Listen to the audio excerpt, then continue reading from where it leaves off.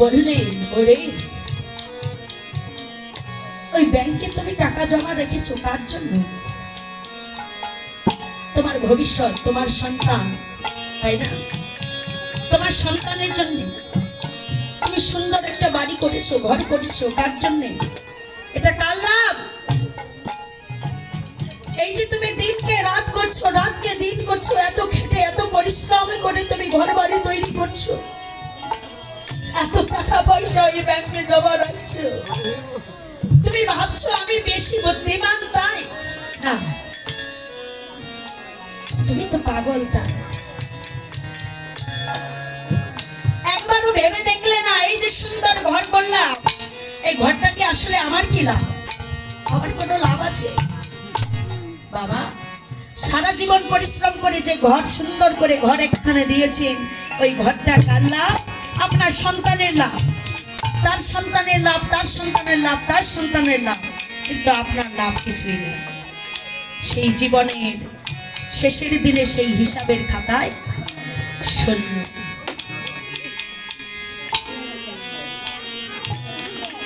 যার জন্য এই সুন্দর দেহখানা পেলাম, তাকে একদিন ভাবলাম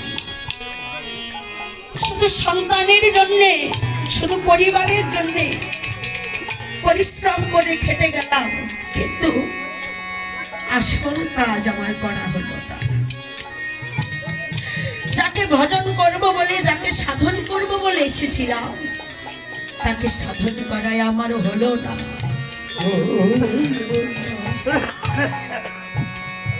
একদিন আমি আবার এই পাষণ্ড হৃদয় কৃষ্ণ বলে কাঁদল না। তাহলে আমার যেদিন ওই ভবপারে আমি যাব, সেদিন ওই ভব নদী ওই নাইয়াকে আমাকে পার করবে বাবা, করবে না। সেদিন পারের করি চাইবে। এই সুন্দর দেহখানা সারাটা জীবন পরিশ্রম করতে জীবনের গোনা দিন ফুরাই এলো।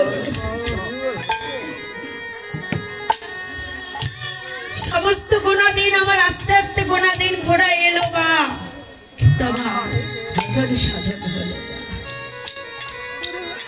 আমার এই দেহ, আমার এই দেহ কৃষ্ণ সেবা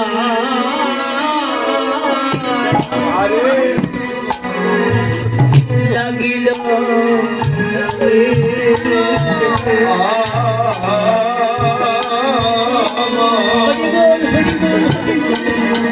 আমার দেহ কৃষ্ণ সেবা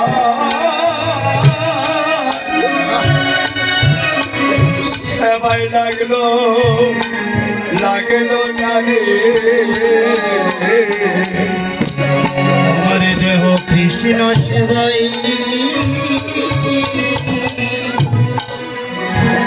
লাগলো।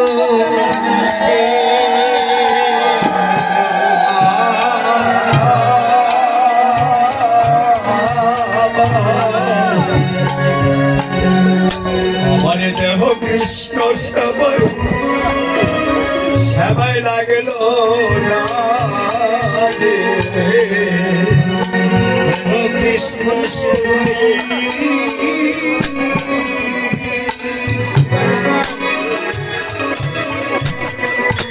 লাগলো রে। পড়ি আমি কত জানা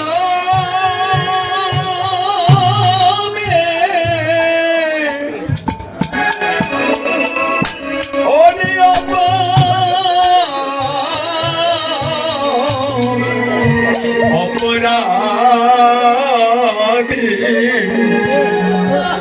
আমার দেহ কৃষ্ণ সেবায়